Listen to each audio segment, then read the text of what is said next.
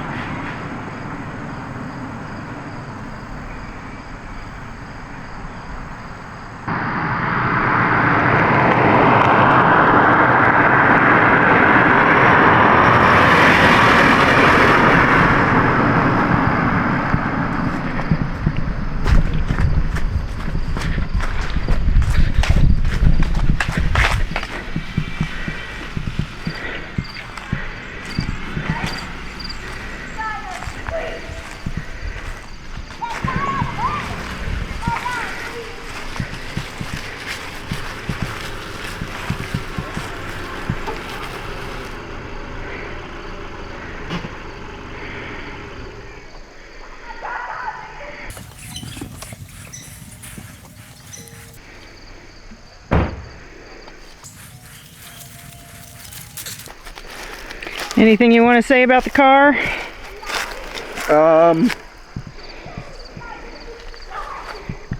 Seems to still be running really well. The tires were low, I guess from all the temperature changes, so I went by sheets and filled the pressure on all the tires. I didn't notice any particular issues this time. I don't know if you heard anything when I started it up. It has a sound. Okay. Weird, cars make noise. Yeah, well this one's always had a sound. Yeah. It hasn't seemed to really affect our usage of it. I'm trying to remember. Did I say?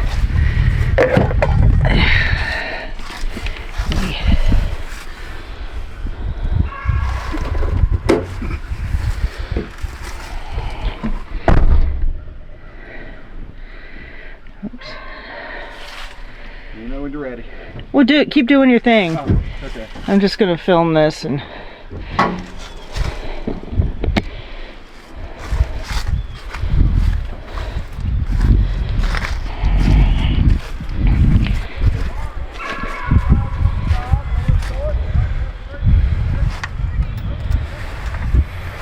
Just checking the oil because it's been sitting for a little while. And it's good. It has a slow oil leak. Yeah. So But apparently very slow. maybe it's only got a slow leak when it's running. Maybe it's that kind of leak. But you don't have to put oil in it that often anyway. I mean, no, usually it's about once every other month or so. Okay. I have to put about a quart in, I think. All right. If I had to guess at an amount. I drove my truck for years doing that. All right. Let's get in here. Trying to back up. Dang, it's hard to back up in here. Huh? It's hard to back the camera up so you can really see everything.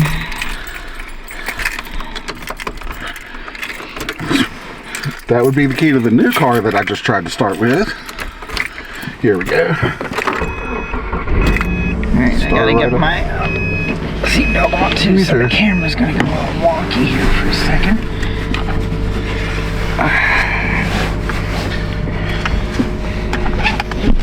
And as long as we're sitting here, we should probably mention. Did you turn this off? No, I turned it down. I don't ever turn that off. Okay. Yeah, as you can see, the display doesn't work, so I have no idea. Well, I have some idea of what station it's on, because usually I keep a radio transmitter in here so that I can play my phone or my iPod. But right now we're not going to play anything. But we're not going to play anything because we're recording. But the main thing is you can't tell what station it's on. Which I need to remember to take that in. Is that the whiny one? The whiny one? Yeah, no, that was the CD you made. Yeah. Alright, well, I'm going to turn this back down. Yeah.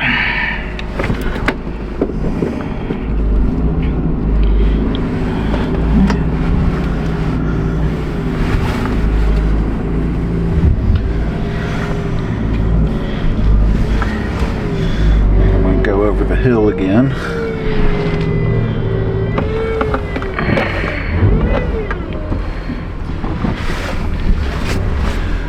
And I usually don't hear the sound from in here that she hears when I start up the vehicle first time.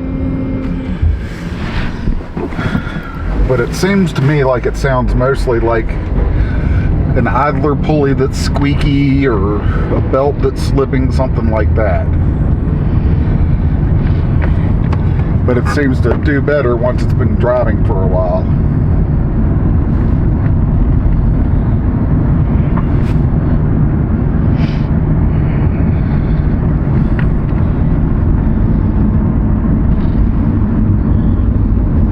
The other thing we need to talk about in here is the fact that I can't lower that passenger side window.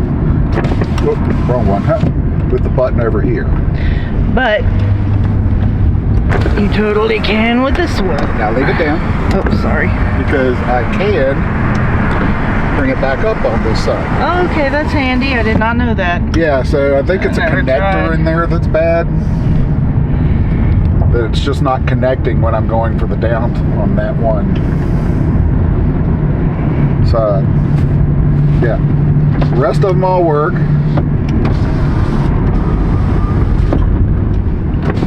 Yeah, I don't know how well I got that. Yeah, Anyway. they probably heard it at least. Yeah, you can hear it. But that was the other three being able to be pushed down and up. Now, while you're doing this, talk about the dashboard lights. Oh, somebody's coming. Oh, wait. Maybe they'll wait a second. No, they won't. Okay, wait a minute. Hold on. Let's get, yeah, just go up in the... I'm just, yep. Dang. They were not waiting. No, they don't anymore. I think this whole new batch of people I think doesn't understand. the people who are cutting through. Yeah, and they don't get that this road is not made for 2 cars to be on it. Seatbelt. Anyway, all right, back to the dashboard lights. All right. Well, first thing here, and apparently this is a fairly common problem with Subarus because I had it on my Crosstrek. Right here is the light that indicates you have a low tire. And I wish we had done this when we first started out, because what it is the sensor for the low tire is bad, which when I looked into it several years ago, it was going to be like $200 to replace the sensor. And even the guy who was talking about fixing it said most people just don't worry about it. But if it's just the sensor, when you start the car, it'll flash, I think 3, 4, 5 times, something like that, and then it'll go solid. Apparently, if you've actually got a low tire, it doesn't do the flashing thing at the beginning. It just comes on. Or maybe it always flashes. I'll have to look into that. I can't remember. It's been so long since I worried about it, I haven't really looked into it anymore. The other thing that occasionally happens with the dash lights, Like every 4 months or so, maybe, if you're constantly using the car. even then, it's probably been, it was probably 6 months before I stopped driving this mostly when I got the new car, but since the last time it had happened. Maybe it's fixed, because we did take it in and talked about it with Dustin. I think it has happened once since we talked to Dustin about it, because there was one time we were like away from home and it did it. And so we couldn't just run it to him so that he could check the computer. Well, they cleared the diagnostics on it, is what they did, and then they said when it happens again to bring it back in. So if it happens on your watch and you bring it back in, whatever it is that's showing up is recent. It's from this particular thing. Okay. Anyway, what it does is... Oh. Yes.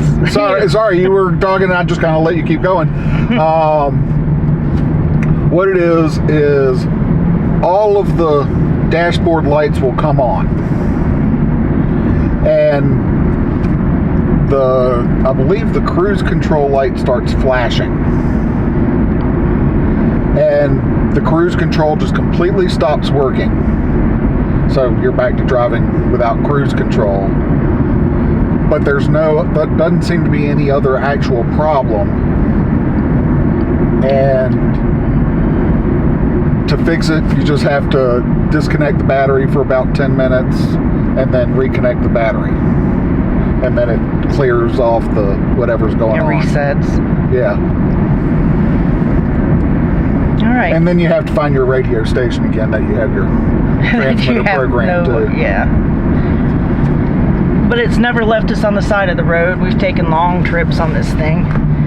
Yeah, it's done pretty well. It was about 4 years ago we did the cross-country trip with it. If you're planning to do that big of a trip, I would suggest running by whatever garage you use, getting to check everything out, just to make sure you don't have any surprises. But wouldn't you anyway? Yeah, I would anyway, probably, for like the cross-country trip we did. But even since then, you know, we've pretty regularly taken this car back and forth to Morgantown a fair bit, and back and forth to Roanoke, Virginia from Elkins and Clifton Forge. So it handles decent trips, and it handled the cross-country trip beautifully, but just for peace of mind, we got the whole thing checked out before we went. Now we also put in was a new transmission. New transmission. And we put in a new clutch, and for some reason the clutch seated funny when they put it in. So you have to get used to this car to find the sweet spot. And sometimes we don't find the sweet spot on this thing. But it is a new clutch, and it's just one of the quirks of this particular car. I think we've covered most of the quirks, and yeah, I think we have. But yeah, it's a Subaru. Like I said, it runs great. It's pretty well built. It actually, and I know Mike's gonna disagree with me on this, but it feels more solid than the one that he's in now that's a lot newer. I won't disagree with you, because this one, because it's older, has more metal on it. Yeah, that's exactly what it feels like too, which is nice.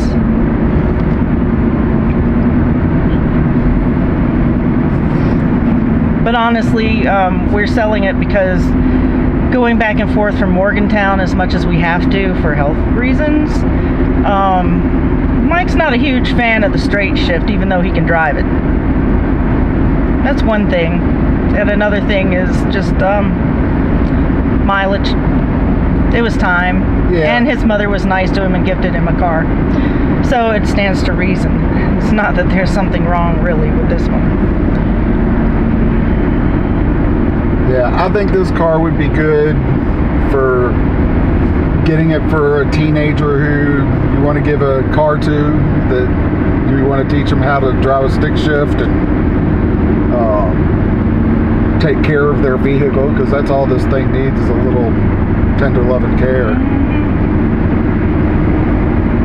Pretty good Subaru. Or if you like getting things fixed up and you have wanted a stick shift car and you have a hard time finding them anymore, it'd be a good car for you too. I've never been much of a car repair guy, so